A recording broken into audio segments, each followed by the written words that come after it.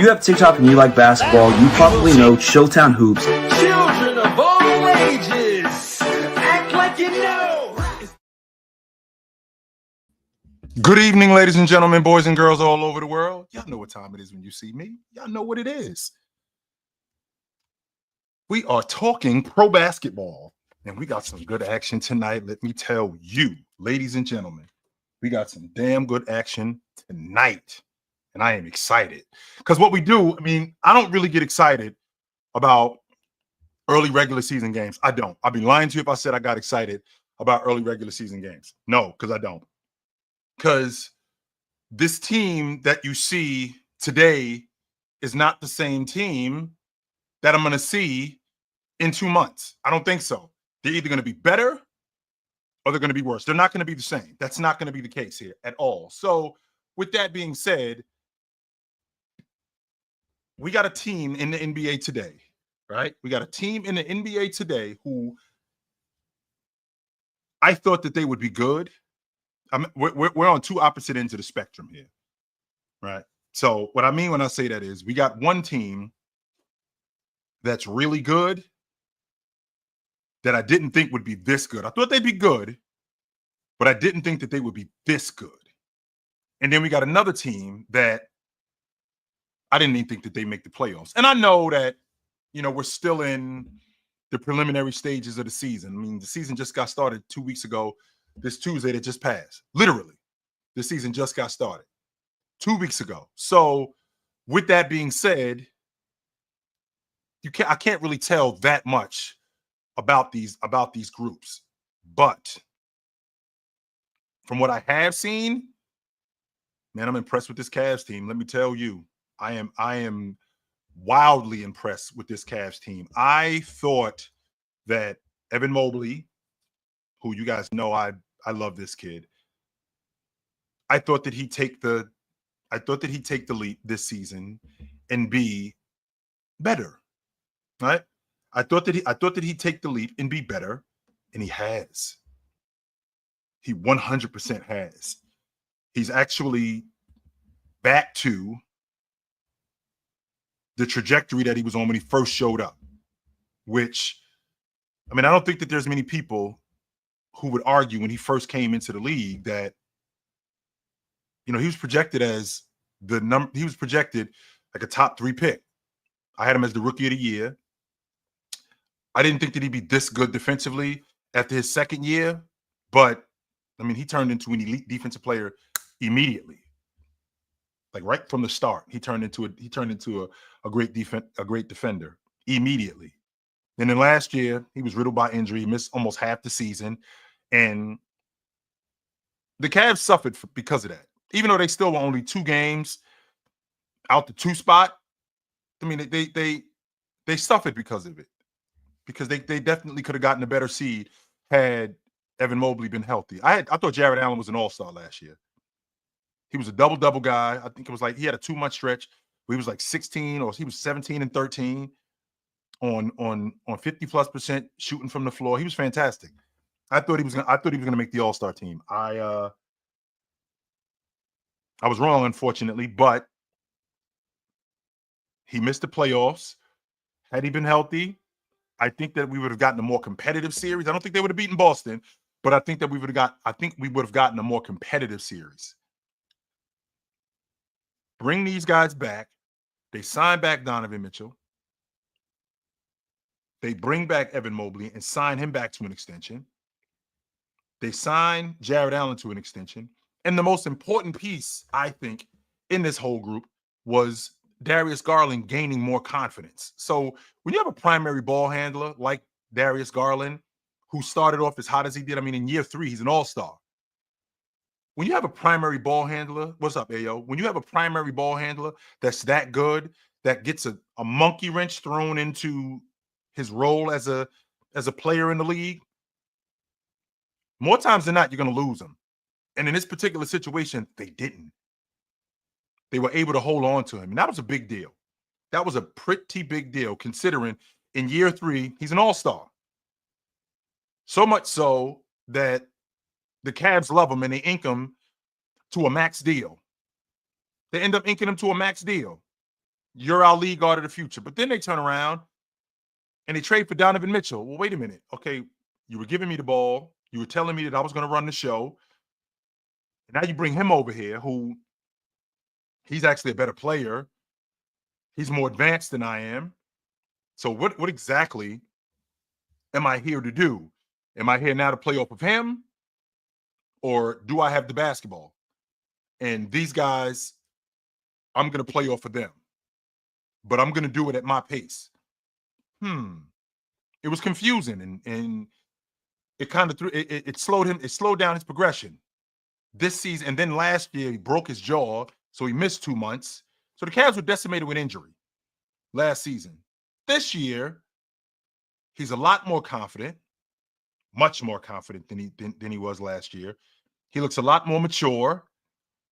He's steadier with the ball, less turnovers, more confident getting downhill, more confident as a scorer. That's largely due to Donovan Mitchell. And not just Donovan Mitchell as a player, but Donovan Mitchell as a motivator. And Donovan Mitchell gets in his ear. He's like Boudini Brown for Darius Garland. I don't know if you guys are familiar with Boudini Brown, but Boudini Brown was the guy in Muhammad Ali's ear saying, "It ain't nobody out here better than you. Not one of these dudes out here can beat you. None of them. You the baddest, you know what, on the planet." You hear that 100, 200 times. You start thinking that, yo, maybe I am that guy. And Darius Garland, being the young player that he is, he needed that. He 100% needed that. Don't get me wrong. Coddling a guy can be to his detriment at some point. However, right? However, what's up, Lorenzo? Shout out to Fort Worth, Texas in the house. Coddling a guy can be to his detriment. That's not my opinion. That's a fact. But there is a part of you, right? There is a part of you that needs that. You don't always need to hear, yo, this dude is better than you. You suck. And no, that's not conducive. Sometimes you need to hear, you better than him. You the best guard here. You need to hear that. You can't consistently hear, you suck. You're not good. This is not enough. This is not good enough. No, because eventually that's going to go on deaf ears. One of two things are going to happen. You're going to lose that person or you're going to wreck them.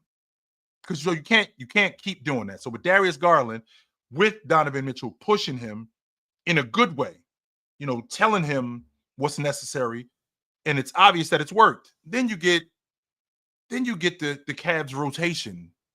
I mean, I can't say enough about Ty Jerome. He fits perfect with this unit. Just the same Ty Jerome who I watched in Golden State, who I'm thinking, I don't know how much longer he's going to be in the league. I don't know how much longer he's going to be in the league. He looks on that Cleveland Cavalier team like he could be a solid rotation guard for a bunch of years. That's what he looks like to me. Like a rotation guard who can be good for a long time. And I love to see it. Dean Wade actually is healthy. And he's knocking down the long ball. Unlike last season where, one, he wasn't healthy. And two, he wasn't as efficient as he could have been. I still think that that's Max Strus's spot when he gets healthy. But I tell you what, man, Dean Wade is pushing him for that spot. Dean Wade is 100% pushing him for that spot. Karis LeVert is one of the best rotation players in the game. And anybody that argues that does not know how big a deal a rotation guy is and what he's been doing for them. And because of that, this Cavs team is the real deal. Undefeated. I did not think that they were this good. I had them as a top 3 seed going into the season. I said that I wouldn't be surprised if they were in the East Finals. That would not surprise me. And I still stand on that. I do. I still stand on that. I would not be surprised if the Cavs were in the East Finals this year. That would not surprise me. Now, there's some people that are a little apprehensive about that because they're figuring, well, who are they going to beat? Are they going to beat Boston? Or who are they going to replace in the East Finals? Well, last I checked, Indiana was in the East Finals last year. I think they better than them right now. I don't think they're better than them in 2 months. I think they're better than Indiana right now. So now who does that leave? I think Boston is the class of the I was about to say the NFC. I'm sorry. I think Boston is the class of the Eastern Conference. And the Eastern Conference has started really slow. really slow. But there's a team in the East, the world champions, and there's another team in the East that's damn good, and that's the Cavs. And who else, when you look at the landscape of the East, who else is in the East Finals contention?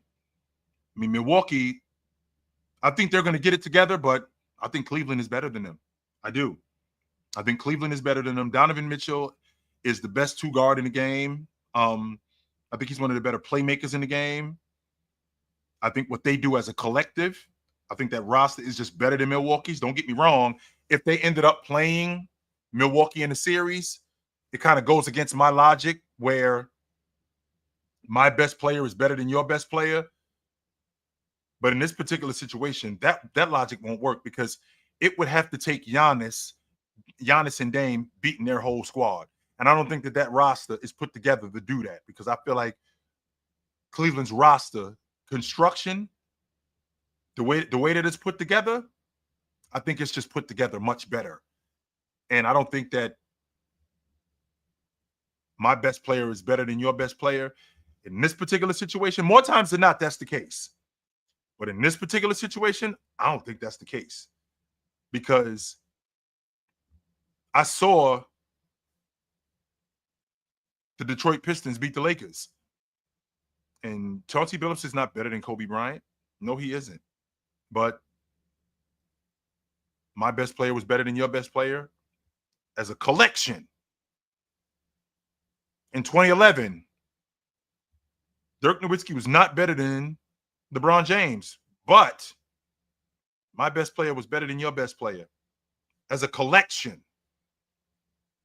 And they ended up winning the series. They ended up winning the series at that time. And you could say I could use the same logic with I could use the same logic with Kawhi Leonard and Steph Curry in 2019. Don't get me wrong. Klay Thompson went out of the lineup. KD was out of the lineup, but that was a classic case of my best player is better than your best player. In 2022 in the finals, my best player is better than your best players.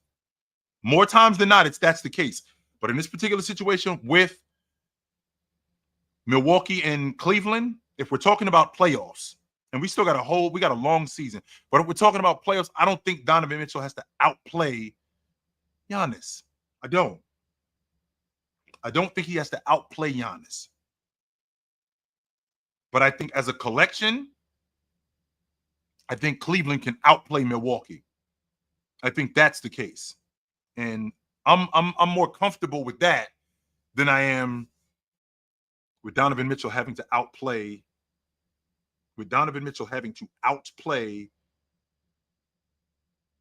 Giannis. I don't really like that idea. But the Knicks have started slow, losing Julius Randle. They beat up Julius Randle and Mitchell Robinson. I mean, they beat up the Cavs 2 years ago in the playoffs. Straight beat them up. I mean, Evan Mobley actually held his own against Julius Randle. He wasn't terrible against him, but he was young, and the lights were really bright. What up, Krev? The lights were really bright. He got in for the most part, they got roughed up against that New York Knicks team. Donovan Mitchell got outplayed by Jalen Brunson. I don't think that's the case this year. I don't. This is not your little brother that you saw that you shared a room with. This is not him. It's a different dude. I equate the Knicks playing the Cavs like KD standing in front of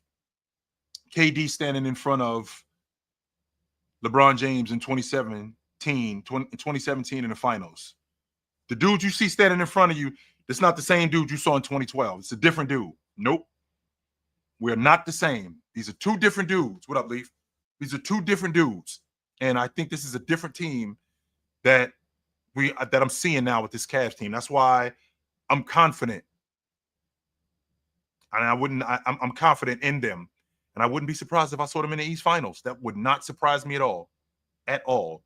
Another team that's on the other end of the spectrum, who I'm totally blown away by. And again, I don't think it's fool's gold, but I want to have this conversation about them again in January. And that's the Golden State Warriors. The Golden State Warriors, and if you heard me talk about them at all this season, you know how I felt about them. I don't have them making the playoffs. I felt like Steph Curry would be demanding out of there by at some point. There would be a trade request. Not necessarily by him, but there would be some teams picking up the telephone, considering how bad the Warriors were gonna be. There would be some teams picking up the telephone and basically nudging the Golden State Warriors. Hey, how you feeling about Steph Curry these days? That's what I thought the case was going to be. Now, I know it's early, and what are they, 7-1? They rolling right now. They are rolling right now. And they're rolling right now largely due to one thing and one thing only. It's what was their mantra years ago. And I've said this to you guys in the past. One of the main reasons why D'Angelo Russell is having such a difficult time with the Lakers is because he only does one thing. And when he's not doing that one thing, he's pretty useless. He's pretty useless on the floor when he's not doing that one thing. When you're good at one thing, and this is the only thing that you're good at, right? When you're good at one thing and this is the only thing that you're good at, when that one thing gets slowed down, what else are you good for? Well, we've seen teams in the past that they rely heavily on the long ball. We've seen that. We've seen teams heavily in the past rely on transition. When you slow that down, what else are you good for? Well, the Warriors have proven that the one thing that travels with them is their staple. I know when you guys think about the Warriors, you think about Steph Curry, you think about the long ball, you think about offense. Just so you know, they got the third best defense in the league. And when I think about the years when they were rolling, right? When I think about the years when they were rolling, 2015 when they won the NBA championship, they had the best defense in the league that year. 2016 when they went in the NBA championship and they won 73 games, they had the second best defense in the game that year. 2017 when they won the NBA championship, they had the third best defense in the league that year. I think in 2018, I think they were right outside the top 10 in defense the year that they won the NBA championship.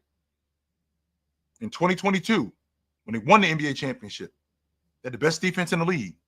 In 2019, they were right outside the top 10 in defense. They've proven that when we're a good team defensively, when we are a damn good team defensively, we are going to be a lot to deal with. Remember, in 23 when they lost to the Lakers, I think they were 18th in the league. They were closer to the bottom 10 than they were the top 10. And the addition of Andrew Wiggins, getting him back in the fold, and in addition to getting Andrew Wiggins back in the fold, Kuminga is looking really good on defense. Draymond, who is a little older and not as athletic as he was 6 years ago, still is smart enough to shoot gaps, still smart enough to cut off angles, still smart enough to quarterback a defense, still smart enough to know when to close out, still smart enough to know when to crowd a guy. He's still good enough to do those things, still, without having to do it from an athletic standpoint like he did 5-6 years ago. No. Excuse me. He doesn't have to do that anymore. Andrew Wiggins, I'm watching him against the Celtics a couple of nights ago, and a lot of people look at the box score and go, yo, Jason Tatum went for 32. They had Jason Tatum, they had Pritchard, they had Drew Holiday. They had them dudes boxed up for a while. You'll see the 26 that you got, right? You'll see the 26 that you got from Derek White, not realizing that he got hot early. They slowed him down. And they did a great job in mismatch hunting. See, the Celtics are a very switch-heavy team. And the reason why they're a very switch-heavy team is because they got a lot of interchangeable guys. Drew Holiday can guard from 1 to 3, sometimes even to 4. Derek White can guard from 1 to 3, sometimes even to 4. Jason Tatum might be their most versatile defender because he can guard some 5s. Not all, but he can guard some 5s. The weak link is when they go after Al Horford, which is what the Golden State Warriors did. Not just Al Horford, but going after Cater. Because when you go after Cater, you get Cater switched on, which is, I think, a great job with Steve Kerr in terms of coaching. When you get Cater switched on to Steph Curry, the fact that the Celtics would allow that was beyond me. Somebody else got to get the ball out of Steph Curry's hands. You have to. I'm not saying that you should. I'm not saying that it's possible. I do not want Cater switched on to Steph Curry. You have to get the ball out of Steph Curry's hands. You have to. When he switched on to Cater. Hell no. I'm not going to leave him on an island with Cater, but that's a great job by Steve Kerr recognizing how good his mismatch hunting can be. I think that's a great job with Steve Kerr recognizing how good the matchups can be when he mismatch hunts. And it worked. But their defense was incredible.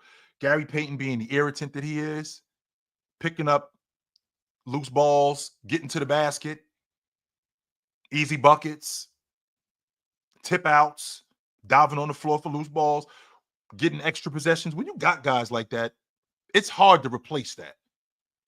I got Andrew Wiggins picking up Jason Tatum, 3/4 court, making it difficult on them, where the Celtics aren't getting into their offense, where they're not getting into their offense until 13 seconds. Now they got to rush. Now they got to hop. Well, when they were playing against other teams, I mean, Jason Tatum wasn't really bothered by that. That wasn't the case. So I'm impressed with. I'm impressed more with the Golden State Warriors defense than I've been in the past, considering what they have. But when I think about what they're doing right now, I mean, the only missing piece, the only guy that's missing is Clay, and you replaced him in terms of a shooter. You replaced him with Buddy Hield. You didn't replace him. You replaced him with Buddy Hield coming off the bench. You didn't replace him with Buddy Hield in the starting lineup. Buddy Hield comes off the bench. He basically plays starter minutes. So he's more in a Manu Ginobili type of role where he comes off the bench. No, I'm not going to say Manu Ginobili. He's more in a Lou Williams type of role. Like when he comes in the game, you know what it is when you see me. You know exactly what it is when you see me. It's not news. And his ability to shoot, I think in the last 5 years, there's nobody who's made more threes than him. I mean, that's pretty impressive for a guy that not a lot of people paid attention to, who's been, if we're thinking about when Buddy Hield came into the league, this is 4th team in what, 7 years?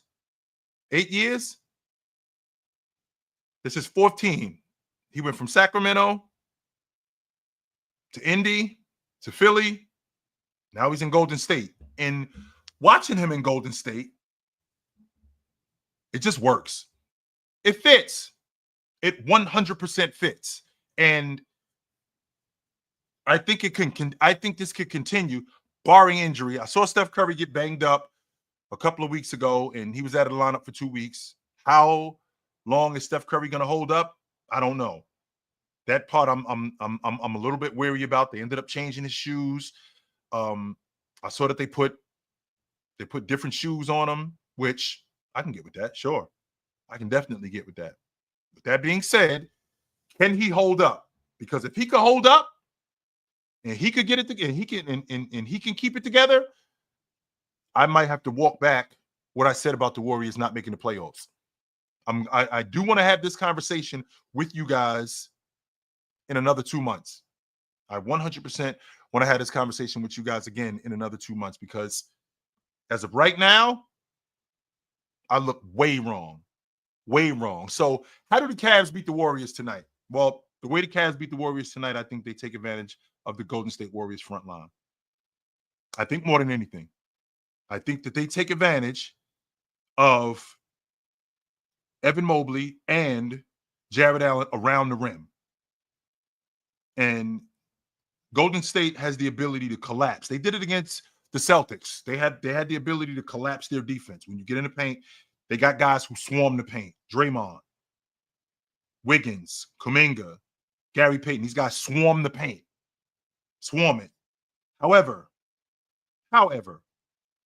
when you're knocking down open shots, guys like Dean Wade, guys like Karis LeVert, when you're knocking down open shots, which Donovan Mitchell, I'm pretty confident is going to create open shots for these guys. When you're knocking down open shots like that, I'm pretty confident that I'm really confident that they're going to cause a lot of trouble for the Golden State Warriors. Now, if they can take advantage of the Golden State Warriors front line and they can knock down open shots, I like their chances. I 100% like their chances. Now, here's the difference. How can the Golden State Warriors win this game? With their defense. Same way they beat the Celtics. The exact same way that they beat the Celtics. They beat the Celtics by slowing them down. The Celtics have 50 points at the half. 50. 5-0. I think they were shooting less than 30% on the long ball. They slowed down their transition game. And Golden State, right? Golden State, if Golden State can slow down Cleveland's transition game, they're one of the fastest, they're one of the better transition teams in the game, right? Cleveland's one of the better transition teams in the game. Not only are they one of the better transition teams in the game, if I'm not mistaken, they got the best. They have, if not the best transition team, if they're not the best transition team in the game, they're the second best transition team in the game, and they're the best pick and roll team in the game. Which means that which means that the Warriors are going to have their hands full guarding the pick and roll. No, they're going to have their hands full guarding the pick and roll. 100% they are. So I'll be interested to see I'll be really interested to see how they handle that. Very, very, very much so. I'm going to watch this game tonight. You're not going to be able to keep Curry off the long ball line. That's just who Steph Curry is. You're not going to be able to do that. Nope. Mm-mm. You're not going to be able to keep Steph Curry off the long ball line. Can you slow down Andrew Wiggins? Can you make Jonathan Kuminga a negative? Can you do that? Because if you can do that, you slow them down. 100% you slow them down if you can do that. And they're going to be trouble. 100% they're going to be trouble. I think the Cavs win tonight. I do. I think the Cavs win tonight. I think that they take more advantage of their front line.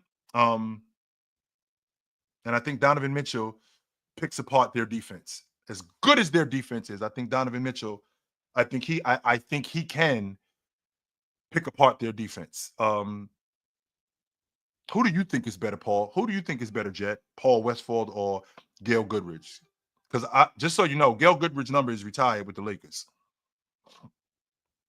I'm just saying. That's as far as I'm gonna go. That's as far as I'm gonna go with that. I don't know where that came from. Paul Westphal to Gail Goodrich. I didn't even know those two were comparable. But anyway, the Knicks play the Bucks tonight, and I'll be interested to see how that goes. Because, like I told you, I'm not sold on the Bucks being this bad all year.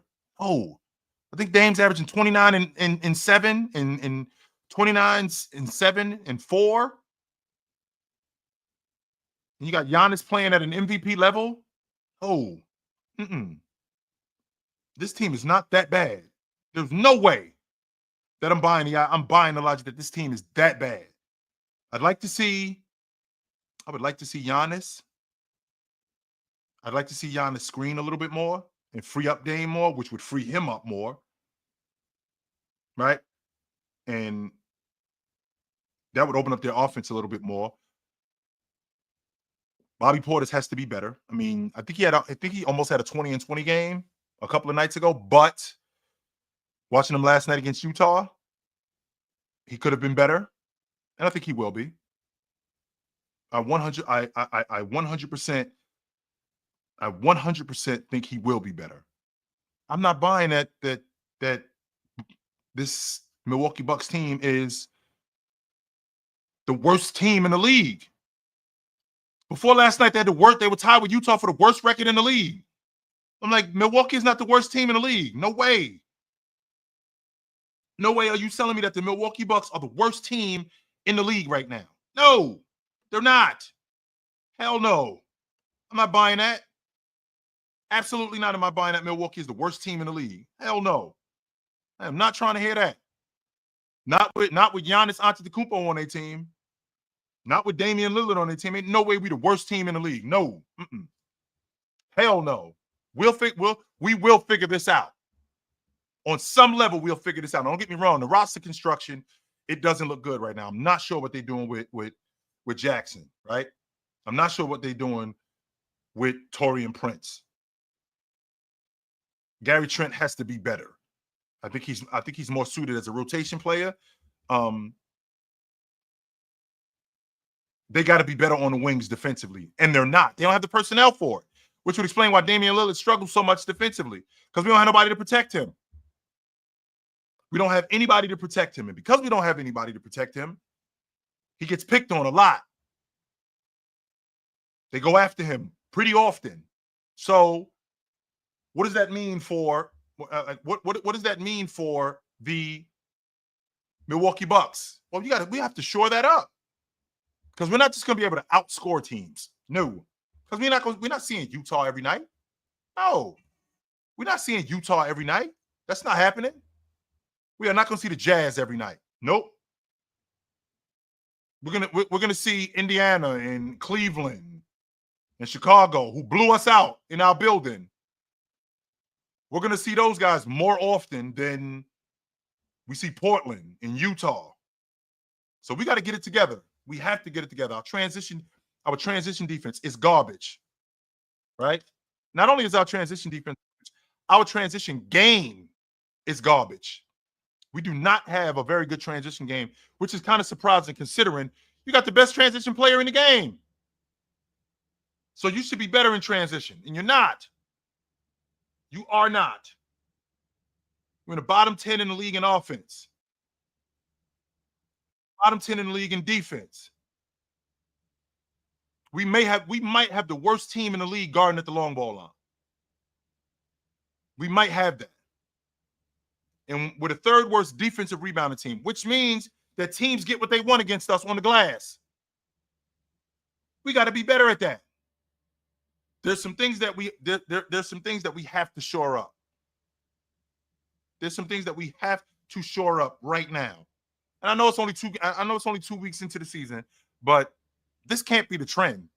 Nah, this cannot be the trend, because if it is, we're not making the playoffs. And now we've wasted not one, because I think this is a 3-year window. I think we're in year 2. And if that's the case, if we go the other way again, now we've wasted 2 years. And now we got 1 more year left. That's it. We got 1 more year left of this.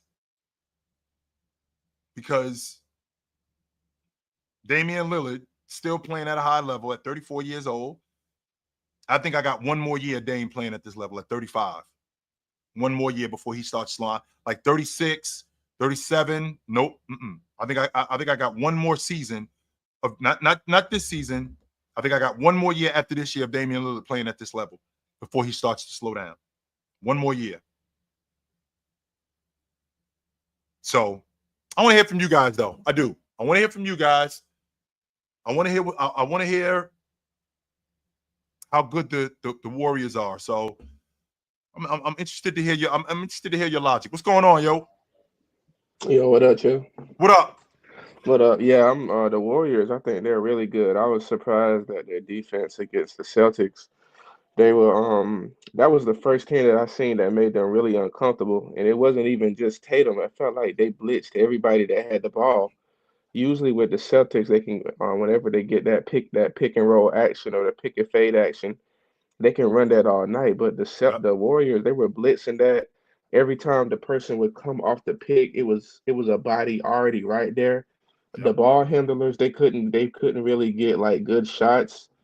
It made the Celtics offense. It just got them out of rhythm. So I wasn't expecting to see that because when the game first started, and let me say, man, you're a genius about that, Namias Queta. You was right about him taking all the Cornet's minutes. So when the game started, I was like, man, the Warriors are small.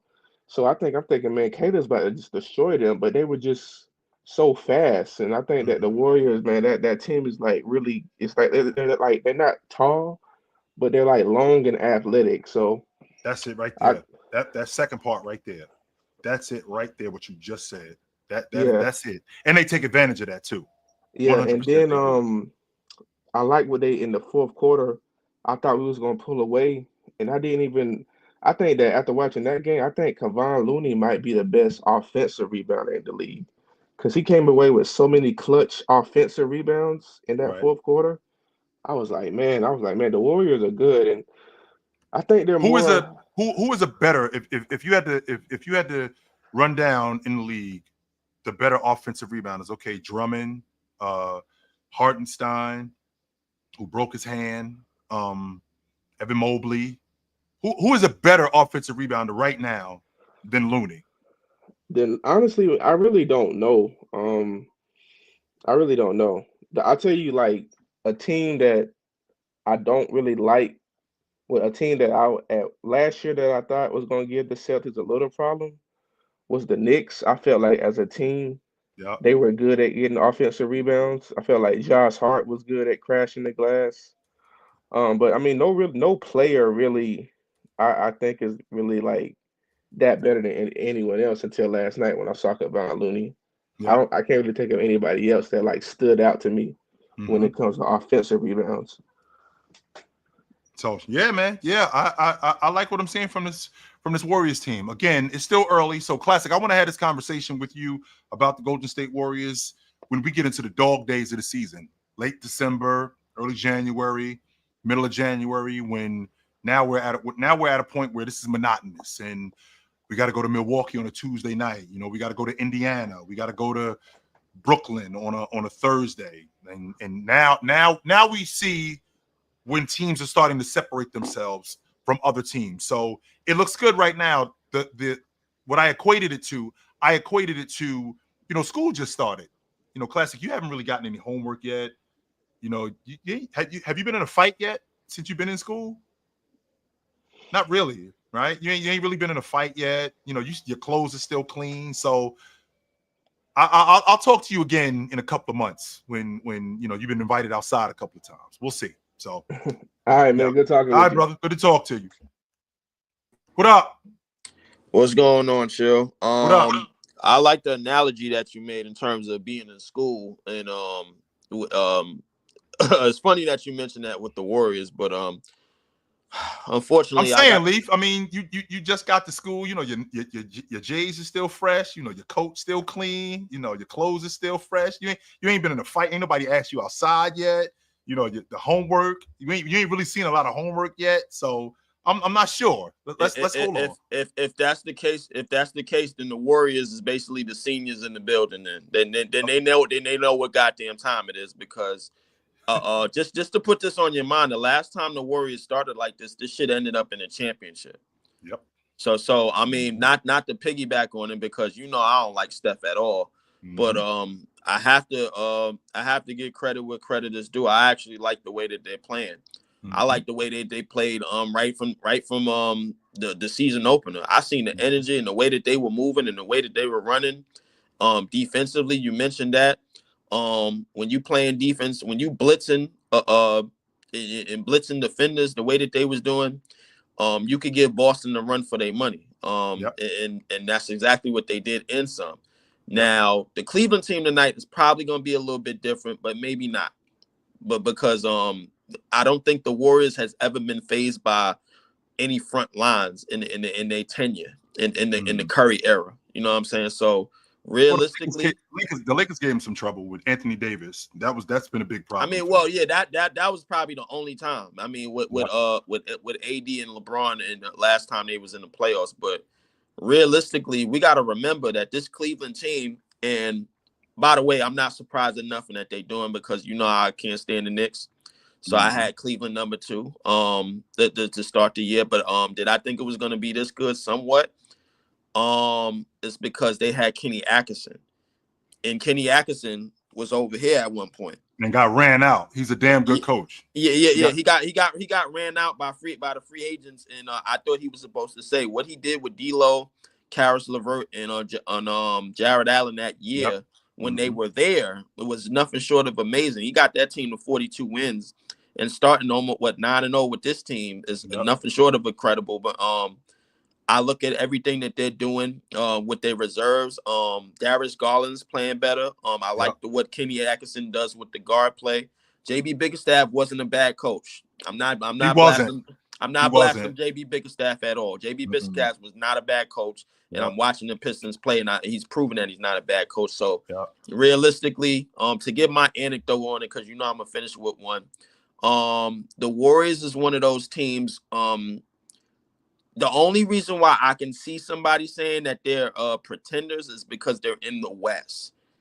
That's the only reason. And we had conversations about how you having the rest. And pretty soon you're gonna have to cough up what you've been talking about, the Phoenix Suns too, because they also 7-1, and they also sitting on top of the West with OKC respectfully. So you're gonna have to. That's why I gave you the school analogy. I want to have this conversation again in January. I want to have this conversation. but the thing about the school analogy, it don't really apply to Kevin Durant and Steph Curry. It do. It does. Does it really? And the reason why is because one, Curry and KD, as good as Curry and KD are, they still long in the tooth. Like I can't act like Steph Curry is a spring chicken.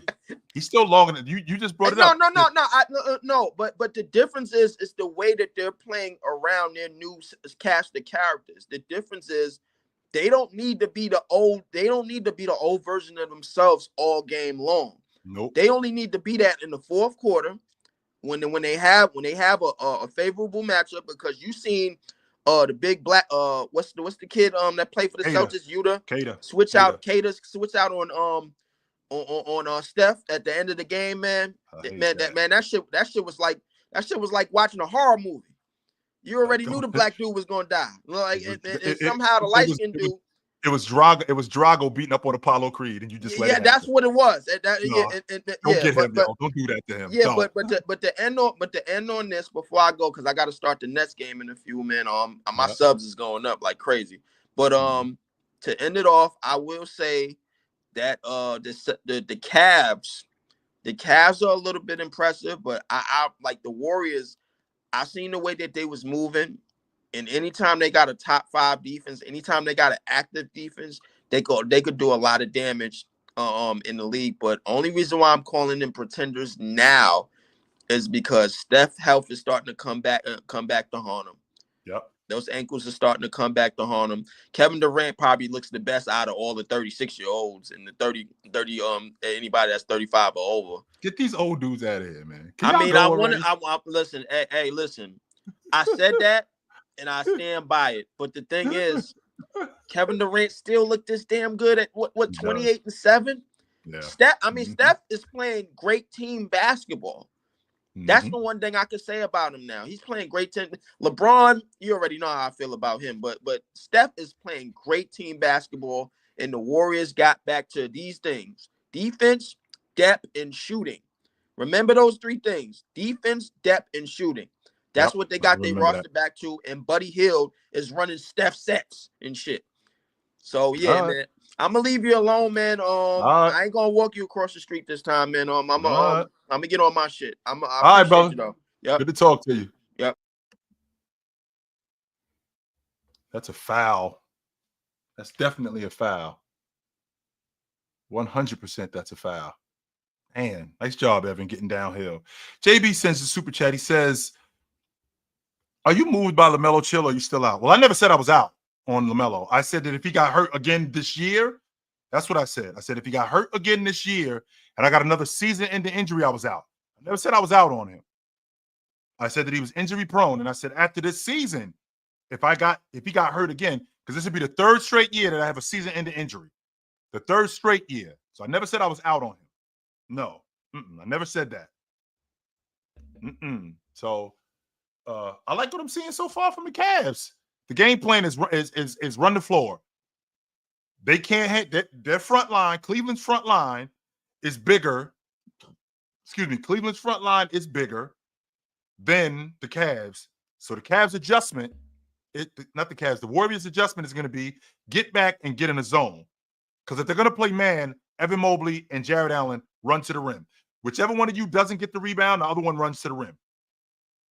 That's really what it is in a nutshell. Whichever one of you guys isn't on the glass, the other one runs to the rim. That's why Evan Mobley is doing what he's doing so far. Rim run. And I mean that's basketball 101 when you're talking about big fellas, right? I think that's basketball 101 when you're talking about big guys. Rim run. Get to the rim. So I'll be interested to see, right? I will be interested to see if they could keep this up with this team. I think that, and I'm not on the fence about it, I think the Cavs got the ingredients. I like what I'm seeing right now. I like the fact that Evan Mobley is actually going at Draymond. He turned the ball over on two trips previous to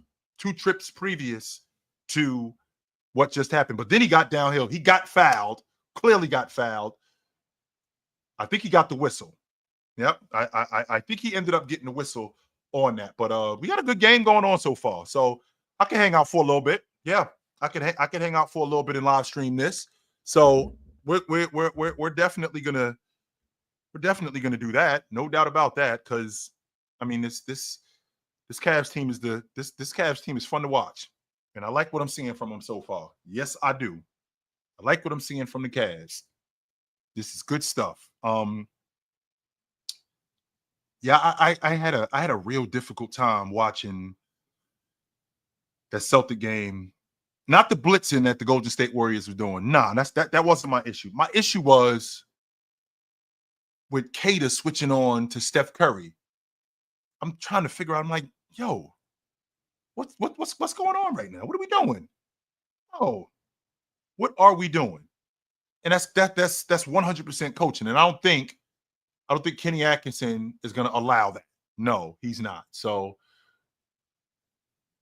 we got the action back going on. This is I think this is good stuff. Kenny Atkinson, I always thought that he was a good coach. Evan Mobley ended up getting fouled and he ended up going to the line. So I think he's been really aggressive. Mm-hmm. Nice job, yo. Nice job, big fella. Nice job. Is there any team that I'm concerned with in the Western Conference? There isn't any team that I'm concerned with in the Western Conference so far. Good defense. Good defense. Good defense. Rebound. Got a rebound. Nope. That's a good shot right there. There's your rebound right there. Nice job. Is there any team that I'm concerned with in the Western Conference? Minnesota, because I think Minnesota is going to the NBA Finals. But that's the only team that I'm concerned with of all the teams in the West, because there's an adjustment period with Julius Randle. There's an adjustment period with Julius Randle, and he kind of got past. Nice job, yo. Nice job. Big man around the rim. Nice job. That's a big time shot right there. Anyway, Julius Randle. There's an adjustment period, and they was on his case last night, which I think was awesome. Wow, the Warriors, Cleveland jumped on these dudes early. This is pretty impressive. Yes, it is. Cleveland straight jumped on these dudes early. Jumped on these guys early. I like what I'm seeing from the Cavs. I like their energy to start the game. I like their energy to start the game. I like these guys around the basket. So that's a big time shot from Darius Garland. Big time shot from Darius Garland. They jumped on these guys. 100% they did. Nope. Good shot. That's a good shot. Wow. So again, that's probably the one team that I'm concerned with, and that's Minnesota, because I got them in the finals. I do. I got Minnesota in the finals. So yeah, good defense. Good defense. That's damn good defense.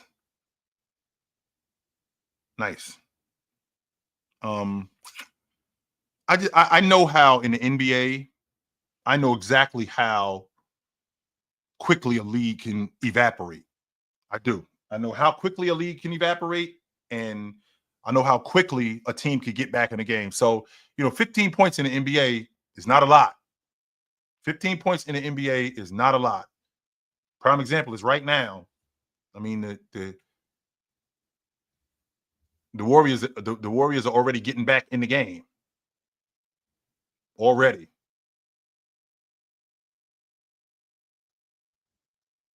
It's a block. Foul number 2 on Draymond. Yep. Mm-hmm. Yep. Foul number 2 on Draymond. Mm-hmm.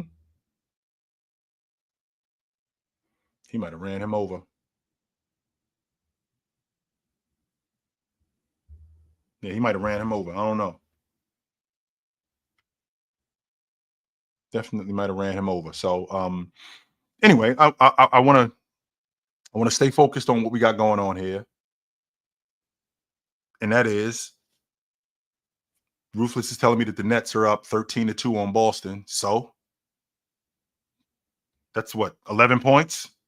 We've seen teams go on 11-0 runs in less than a minute. We've seen teams go on 11-0 runs in a minute and a half. So what? And if Boston jumped on them early, so what?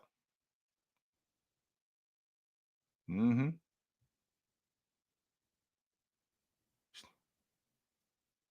Good rebound. Nice. Mm-hmm. That's a bad pass. Bad pass. Mm-mm. Nice shot. Good shot. This is the first time that I've been on a live stream with you guys, and I've actually been watching action live. This is the first time I've done this with you. More times than not, I got a script of things that to talk about, but tonight is the first time I've actually been with you guys live and watching the game. Mm-hmm. Yeah, good shot, Draymond. Nope. Nice job. Nice job. Mm-hmm. A lot of action off the ball with the Cavs. A lot of action off the ball. Mm-hmm. Foul. Yep. That's a good call. Yep. That is a good call. Yep. Good call. Karis LeVert's one of the better rotation players in the game. I don't think we give him nearly as much credit as we should. And I think we need to give him more credit than what we do. Is that a foul? I don't know if that's a foul, but all right. Okay. Nope. Mm-mm. If the Cavs can hold Cleveland, if the Cavs can hold the Warriors under 20 in the first quarter, I think that they got a real shot at handling this game, at beating the Warriors handily, at handling the Warriors. If they can keep this lead or keep these dudes under 20. Mm-hmm. Oh. And no, I should not be concerned with the Clippers. You already know how I feel about the Clippers. Mm-mm. I don't think I should be concerned with the Clippers at all. Mm-mm. Pass the ball. Nice pass. That's great action. Great action. Mm-mm.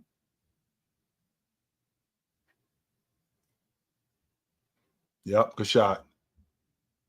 Mm-hmm. Good shot.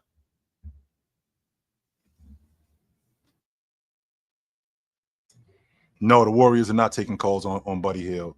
Buddy Hield's going to be the sixth man. If it ended today, he's the sixth man of the year. Who's a better rotation player in the game than Buddy Hield right now? Who's better than him right now? Who is a better rotation player than Buddy Hield right now?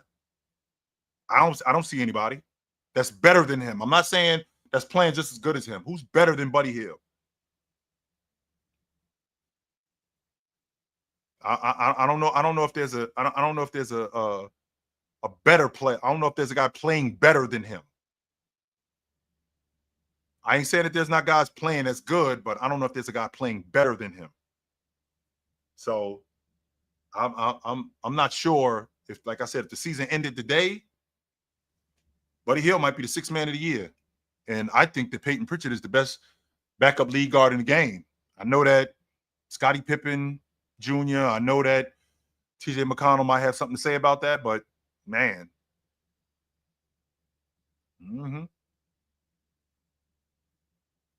Turnover. Let's go.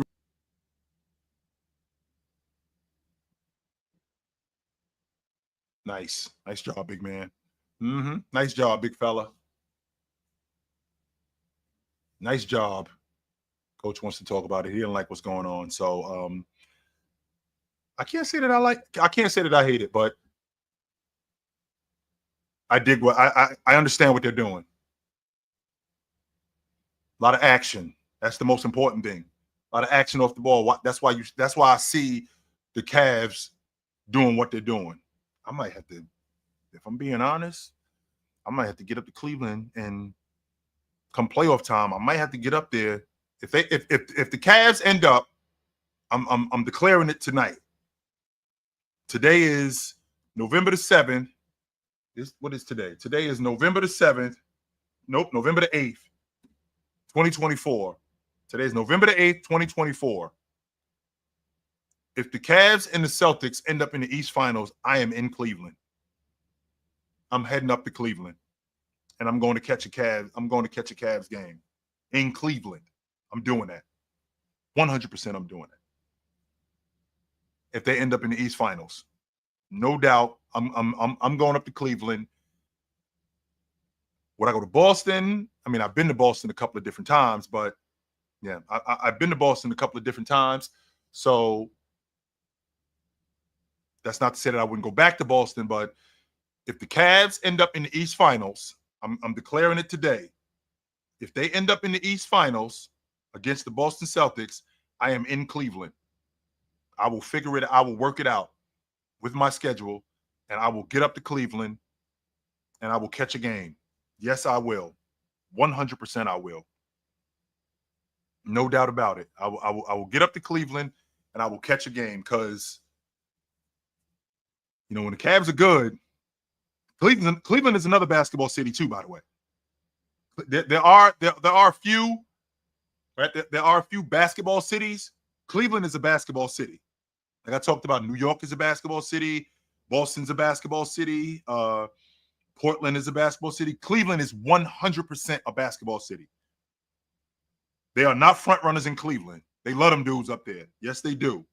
They love them dudes up there in Cleveland. So if they're in the East Finals, yep, I'm gonna make it. I'm gonna make it my business to get up there to catch a game. Yes, I will.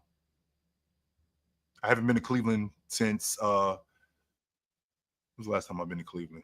When they had Shaq. And that was 2009. That was the last 2000. I'm sorry, in the playoffs in 2010. That was the last time I was up there when they played Boston. I haven't been up there since. So we're looking at close to 15 years since I've been in Cleveland. Right? It's been close to 15 years since I've been in Cleveland. So yeah, if they end up in the East Finals, I'm there. No doubt. No doubt. I like that. Nice job, Mobley. So all right, guys. It's about that time for me. I got to bounce. It was good to see you guys tonight. I will see you guys soon. But until then, put on a suit, drink water, don't drink and drive. Hey, man, call your mother. When last time you talked to your mother? Call your mother. I will talk to you guys soon. But until then, take it light. Take it. Absolutely. Good to see you guys. No doubt. It's going down.